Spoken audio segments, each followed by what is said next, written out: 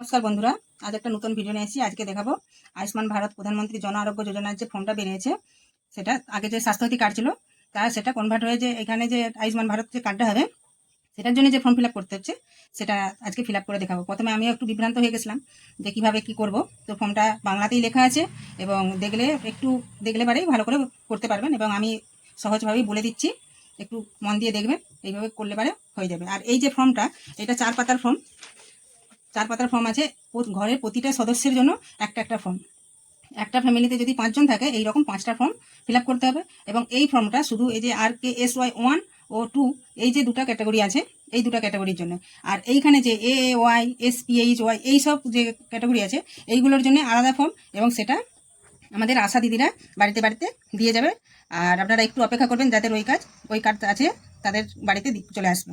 এবার আমি ফর্মটা ফিল আপ করতে শুরু করছি। এইখানে তারিখ লেখা আছে, এখানে ডেট, মাস এবং ইয়ার, বছরটা লিখে দিতে হবে। আমি আনুমানিক একটা এখানে লিখে দিয়েছি। এবার এইখানে আবেদনকারীর বিবরণ, এইখানে বিবরণ চাইছে আধার নম্বর। আধার নম্বর আমরা সকলেই জানি, আমাদের 12টা করে আধার নম্বর থাকে, 12টা নম্বর থাকে। এবার 1 2 3 4 করে এবার ডট দিয়েছে, আমি আপনার যা থাকবে সেটা লিখে দেবেন। এবার আবেদনকারীর নাম, মানে যার নামে ফর্মটা ফিল আপ হবে তার নাম আমি এখানে একটা শ্যামল দোলই বলে লিখে দিয়েছি। এবার রেশন কার্ড নাম্বার, এইখানে রেশন কার্ড আইডি বলে একটা নাম্বার থাকে উপর দিকে কোণে, সেটা দেখলে একটু বুঝতে পারবেন, সেটা এই নাম্বারটা এখানে লিখে দিতে হবে। এবার এইখানে এই ফর্মটা যেহেতু RKSY 1 বা 2 এর জন্য, সেই জন্য আমি এইখানে 1-এ দাগ দিয়ে দিলাম। এবার আধারের সঙ্গে সংযুক্ত মোবাইল নম্বর, আধারের সাথে যেটা মোবাইল নাম্বারটা সংযুক্ত আছে সেই নাম্বারটাই এইখানে দিতে হবে। এবার আপনি স্ত্রী না পুরুষ, এখানে যেহেতু শ্যামল লিখছি তার মানে পুরুষ, এখানে পুরুষে টিক দিয়ে দেবো। এবার আপনার আধার কার্ডে যে জন্ম তারিখটা আছে সেইটা, ডেটটা এখানে দেবেন 01, যেটা আছে সেটা আমি একটা আনুমানিক ধরে দিচ্ছি 01/01/1999, একটা এরকম ধরে দিলাম। এবার আপনার বাড়ির ঠিকানা আপনার যে ভিলেজ প্রথমে লিখবেন, তারপরে পোস্ট অফিস যেটা আছে সেটা লিখবেন, তারপরে পুলিশ স্টেশন যেটা আছে সেটা লিখবেন, তারপরে ডিস্ট্রিক্ট লিখবেন, তারপরে পিন নাম্বারটা এইখানে লিখে দেবেন। তাহলে এইখানে আমার সম্পূর্ণ ঠিকানাটা দিয়ে দিলাম। এবার এইখানে জেলাটা লিখতে হবে। জেলা পশ্চিম মেদিনীপুর হলে, আপনারা যদি পশ্চিম মেদিনীপুর হন তাহলে পশ্চিম মেদিনীপুর এইখানে লিখে দেবেন, পশ্চিম মেদিনীপুর। আর ব্লক এইখানে দাসপুর 2-এ, আমরা যেহেতু দাসপুর 2-এ, এইখানে দাসপুর শুধু লিখলে হবে না, দাসপুর 2 এটা রোমান হরফে লিখতে হবে, এইভাবে লিখে দেবেন।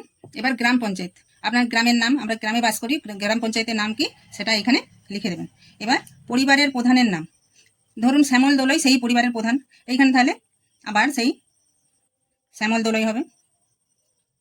এবার মোট পরিবারের সংখ্যা, তার হয়তো ছেলে মেয়ে সব মিলে হয়তো পরিবারে মোট 5 জন। এবার তার প্যান কার্ডের নাম্বারটা এখানে দিয়ে দেবেন। প্যান কার্ডে যদি প্যান কার্ড থাকে তাহলে প্যান কার্ড দিয়ে দেবেন, আর প্যান কার্ডের যদি না থাকে তাহলে এখানে দেওয়ার দরকার নেই।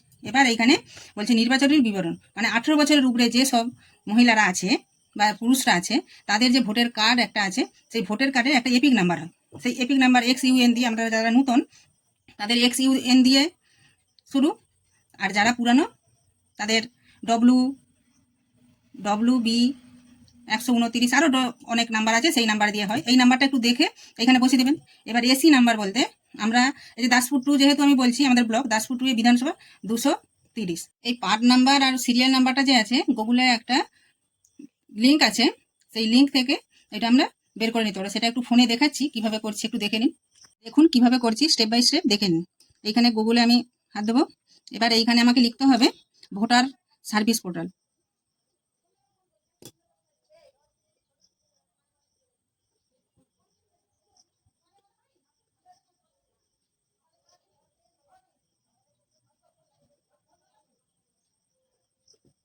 দেখুন ওপারে আমার চলে এসছে, এটাকে আমি সার্চ করছি, এই বাটনটা টিপে দেবো। এইখানে দেখুন চলে আসছে, এটাকে আমি টিপে দেবো। এবার এইখানে লেখা আছে সিলেক্ট ল্যাঙ্গুয়েজ, এইখানে আমরা বাংলা ভাষার আমরা দেখবো, সেজন্য বাংলাতে টিপে দিচ্ছি। এবার এইখানে ভোটার আইডি চাইছে, এপিক নাম্বারটা এইখানে যে এপিক নাম্বার দিতে বলছিলাম না, এই এপিক নাম্বারটা আপনাকে এইখানে দিতে হবে। তারপরে স্টেট দিতে হবে, আমরা ওয়েস্ট বেঙ্গল, সেই জন্য আমাদের এইখানে ওয়েস্ট বেঙ্গল দিতে হবে। তারপরে এইখানে যে ক্যাপচা কোডটা আছে, মানে এইখানে যেটা লেখা আছে সেটাই আবার এইখানে লিখতে হবে। লেখার পর এই সার্চ বাটনটা টিপলে পারে, এইভাবে সার্চ বাটন টিপলে পারে ওটা পরের পর চলে আসবে। এই সবগুলো আপনার এসি নাম্বার, পার্ট নাম্বার আর সিরিয়াল নাম্বার, এগুলো চলে আসবে।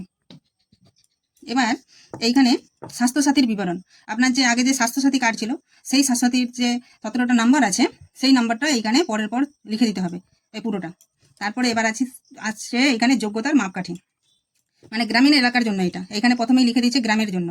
মাপকাঠি, যে পরিবারে কাঁচা দেয়াল বা এবং কাঁচা ছাদ সহ একটি মাত্র ঘর, যদি আপনার কাঁচা ঘর থাকে তাহলে ঠিক দিবেন, যদি না থাকে তাহলে না। 16 থেকে 59 বছর বয়সের মধ্যে কোনো প্রাপ্তবয়স্ক সদস্য নেই, এখানে জিজ্ঞাসা করছে। যদি আপনার না থাকে তাহলে না করবেন, আর যদি থাকে তাহলে হ্যাঁ করবেন। এবার পরের পেজে চলে আসছি। এখানে 16 থেকে 59 বছর বয়সের কোনো প্রাপ্তবয়স্ক পুরুষ সদস্য নেই, নারী প্রধান পরিবার, যদি আপনার পরিবারে নারী প্রধান হয় তাহলে পরে এখানে হ্যাঁ দেবেন, যদি না থাকে তাহলে না দিয়ে দেবেন। প্রতিবন্ধী সদস্য আছে এবং কোনো কর্মক্ষম প্রাপ্তবয়স্ক সদস্য নেই, যদি কোনো প্রতিবন্ধী সদস্য বা বৃদ্ধ যদি থাকে তাহলে এখানে হ্যাঁ করবেন, আর যদি না থাকে তাহলে না করবেন। এবার এসসি এসটি পরিবার সম্ভব, আপনাদের এসসি এসটি বলতে যাদের শিডিউল কাস্ট তাদের তো সার্টিফিকেট থাকে, তারা যদি পরিবার হয় তাহলে যদি হ্যাঁ হয় তাহলে হ্যাঁ করবেন, যদি না হয় তাহলে না করে দেবেন।